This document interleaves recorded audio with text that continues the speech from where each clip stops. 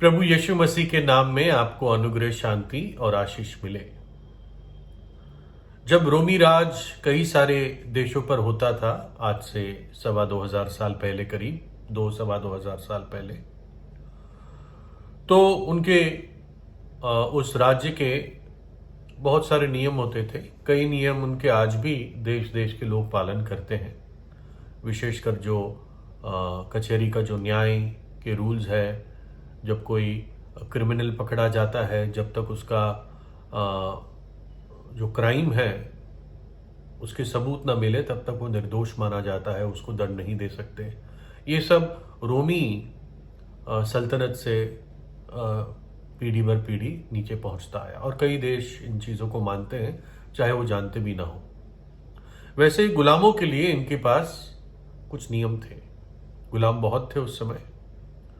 तो अगर एक गुलाम अपनी स्वतंत्रता चाहता है तो उसको कोई जो घोषित किया हुआ पैसा है कि इतना पैसा स्वतंत्रता के लिए, उतना उसको अरेंज करना है, इकट्ठा करना है और किसी मंदिर में जाकर जिस भी देवता को वो मानता है उसके जो चंदे का बॉक्स है उसमें डाल देना होता था, शायद वहां के पुजारी को बताकर कि देखो मैं इतना पैसा डाल रहा हूं, तो वो स्वतंत्र हो जाता था।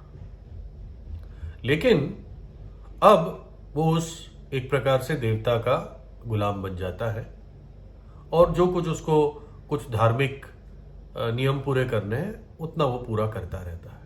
लेकिन सिद्धांतिक रूप से वो स्वतंत्र हो गया। उसका पहला जो स्वामी था अब उसको कोई भी काम नहीं दे सकता, उसको मार नहीं सकता, उसके साथ कोई बुरा बर्ताव नहीं कर सकता। लेकिन वो कीमत जो उसको चुकानी थी वो छोटी नहीं होती थी, इसलिए बहुत सारे गुलाम अपनी स्वतंत्रता नहीं खरीद पाते थे। मध्य एशिया में जो व्यवस्था मानते थे थोड़ी सी फर्क थी। और मानो कि उस समय मैं होता 2,200 साल पहले और मेरा कोई बैल होता, है ना, इसलिए ये पुरानी बात है, आज बैल नहीं रख सकता मैं, लेकिन मेरा बैल होता और बैल को सींग मारने की आदत है मान लीजिए। और ये बात मेरे आसपास के लोग जानते हैं, शायद किसी को उसने घायल भी किया है पहले। और सब लोग जब मेरा बैल आता है तो डरते हैं, जैसे कुछ होती ना ऐसे प्राणी सड़क पे दिख जाते हैं, कोई सांड कभी भी दौड़ने लगता है तो लोग डर जाते हैं, अपने आप ही किनारे किनारे से चलने लगते हैं। तो मानो मेरा बैल ऐसा है और किसी दिन ये बैल किसी को मार देता है तो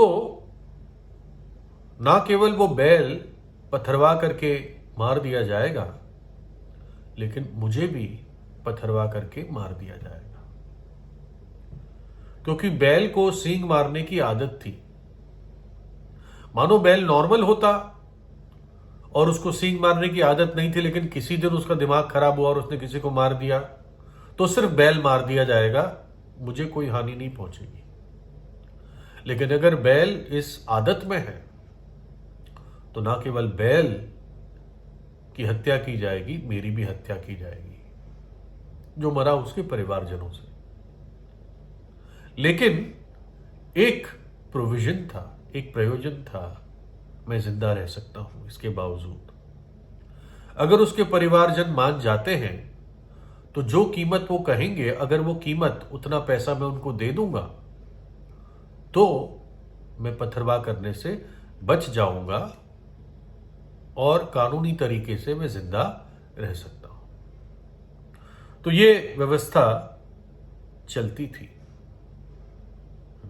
तो इसलिए अगर किसी का जीवन जो जाने वाला है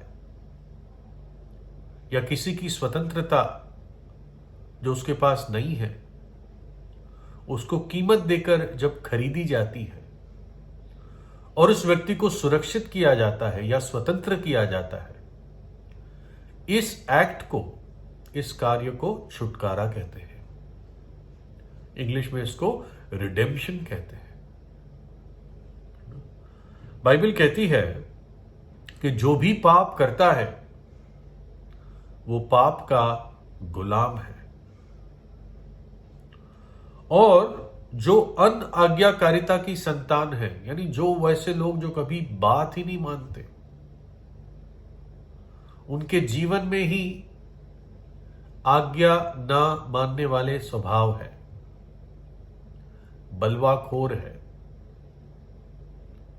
पाप में ही उनका जीवन लथपथ है, उनके अंदर अंधकार की शक्तियां जो हवा में है वो भी कार्य करती है। यानी वो ना केवल पाप का गुलाम है वो व्यक्ति, वो शैतान जो सारी बुराई का दाता है उसका भी गुलाम है। कुछ लोग आंखों से दिख जाते हैं जब उनके अंदर दुष्ट आत्माएं घुस जाती है, वो अपने वश में नहीं रहते। चार साधारण ताकतवर पुरुष भी ऐसे व्यक्ति को पकड़ नहीं पाते, इतना वो शैतानी ताकत से भर जाते हैं, है ना। लेकिन जब प्रभु यीशु आया तो एक शब्द कहता था, वो दुष्ट आत्माएं भाग जाती थी। यीशु का नाम सामर्थी नाम है। तो जो व्यक्ति पाप का गुलाम होता है वो भलाई और बुराई दोनों को जानता है, लेकिन जो भलाई वो जानता है उसको कर नहीं पाता, और जो बुराई वो जानता है उसको वो छोड़ नहीं पाता। और आमतौर से मनुष्य जाति पाप की गुलामी में है। और प्रभु यीशु मसीह जगत में आया कि मनुष्य को पाप की गुलामी से छुड़ाए, उस पाप के कीच की दलदल से मनुष्य को बचा ले। यीशु के नाम का ही अर्थ है जो बचाता है, पापों से बचाने वाला, उद्धार करता।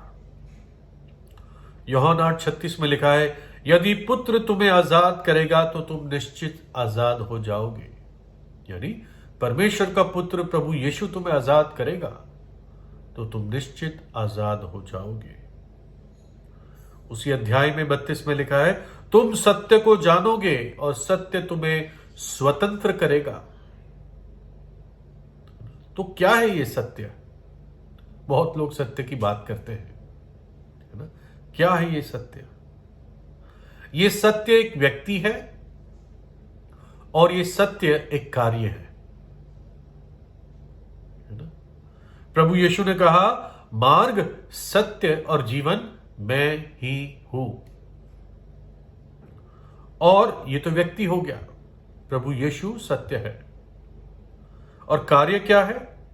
1 तीमुथियुस 1:15 में, ये बात सच या सत्य, ये बात सच और हर प्रकार से मानने के योग्य है कि यीशु मसीह पापियों का उद्धार करने के लिए जगत में आया, जिनमें सबसे बड़ा मैं हूं।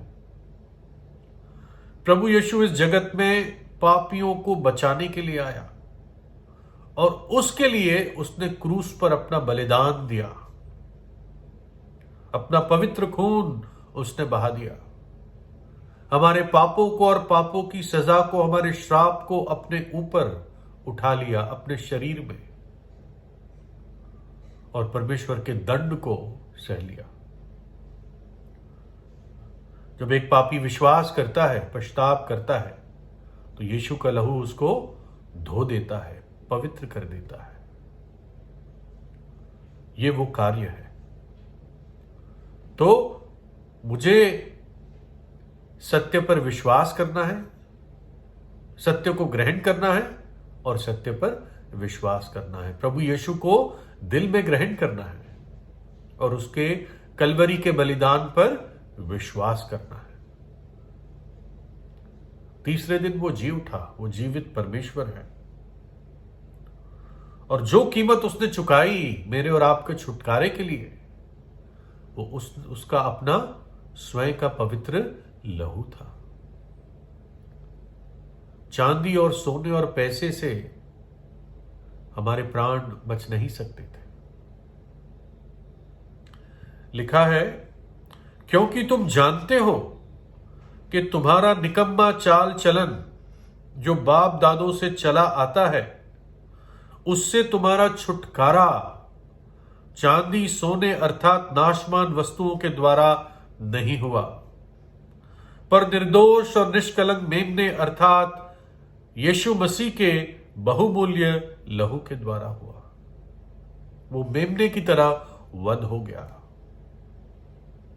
और उसके उस पवित्र लहू में हमारे छुटकारे के लिए कीमत चुकाई गई। और जब आप इस बात पे विश्वास करेंगे तो उस आजादी और स्वतंत्रता को एहसास करेंगे, अनुभव करेंगे। पाप की ताकत से आप छूट जाएंगे। कीमत चुका दी गई है, आपको विश्वास करना है। मानो एक गुलाम को कोई खरीद कर आजाद कर देता है और उसको कहता है तू आजाद हो गया, लेकिन वो उठता ही नहीं है। वो उसी कोने में बैठा रहता है कि मेरा पुराना स्वामी आज्ञा देगा, मैं काम करूंगा। उसको कहा जाता है बार बार तू विश्वास कर ले और आजाद होकर जा, अपना जीवन जी, है ना। तो इसलिए विश्वास करना अवश्य है। उद्धार विश्वास से है, अनंत जीवन विश्वास के द्वारा है। किस चीज पर विश्वास? यीशु मसीह के बलिदान पर विश्वास, उसके पुनरुत्थान पर विश्वास। चक्कर देखो प्रभु यीशु कैसा भला है। एक गीत है, पाप का बंधन तोड़ा गया, मैं आजाद हूं आजाद, सब अपराध क्षमा हो गया, मैं आजाद हूं आजाद, है ना। प्रभु यीशु पर विश्वास कीजिए, उस स्वतंत्रता को और आजादी को अनुभव कीजिए। पाप के बंधन से आजादी को अनुभव कीजिए, उस आनंद को अपने जीवन में अपनाइए। प्रभु देता है वो आनंद। वो जो क्रूर स्वामी है जिसका नाम पाप है, उस क्रूर स्वामी से आप आजाद होंगे। और जो प्रेमी, विश्वास योग और नम्र स्वामी है, जिसने इस हद तक प्रेम किया हमसे कि हमें बचाने के लिए अपनी जान दे दी, वो स्वामी अपना हल्का जुआ हम पर रखता है ताकि हम उसके साथ बने रहें। तो प्रभु यीशु पर विश्वास कीजिए। प्रभु यीशु आपको आशीष दे।